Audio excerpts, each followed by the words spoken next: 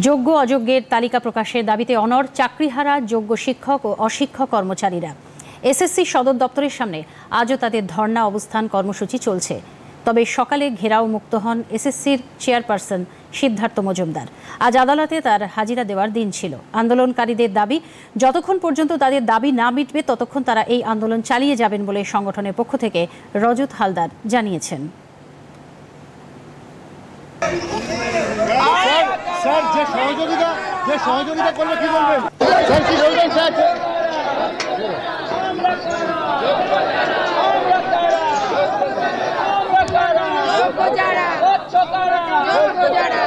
কালকে রাত্রি থেকে আমাদের কাছ থেকে ওপর থেকে একটা আবেদন এসছে চেয়ারম্যান স্যারের পক্ষ থেকে, যেহেতু উনি পার্টি ওনাকে যেতে হবে আর কেসটা যেহেতু আমাদের কাল রাতের আবেদন এসছে, আমরা সবাই মিলে আলোচনা করেছি ছাড়া উচিত একটু পিছিয়ে।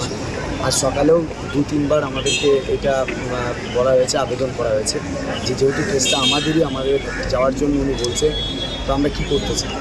তো এতক্ষণ পর্যন্ত আমরা আলোচনায় এই সিদ্ধান্ত এসেছি যে আমরা অবস্থানটা তুলব না এখান থেকে। অবস্থান যেমন আমাদের চলছে সেই অবস্থানটা চলবে, কিন্তু আমরা শর্ত সাপেক্ষে চেয়ারম্যান স্যারকে ছাড়ছি যে ওখানে কি আজকে হাইকোর্টে যেহেতু উনি আছে, হাইকোর্টে ওনাকে ছাড়াটা উচিত, যেহেতু আমাদেরই কেস।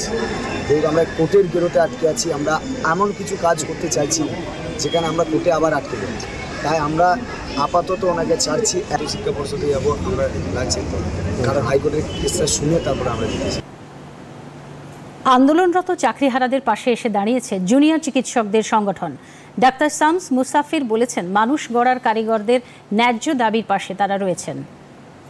এদিকে আজ কলকাতা হাইকোর্টে 22 লক্ষ ওএমআর শিট প্রকাশ সংক্রান্ত এক মামলায় এসএসসি জানিয়েছে তারা এ বিষয়ে যাবতীয় তথ্য সুপ্রিম কোর্টে জমা দেবে।